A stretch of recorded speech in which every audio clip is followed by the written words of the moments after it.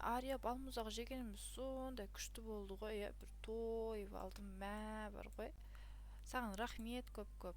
Ішім ауырып жатыр, не істеймін? Ой, құсып жатырмын достар.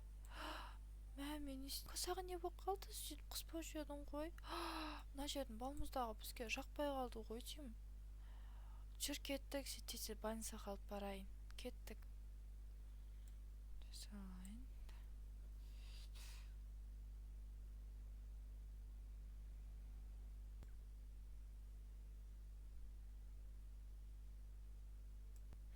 Қалай болып қалдың, АМК? Жазылдың ба кішкене?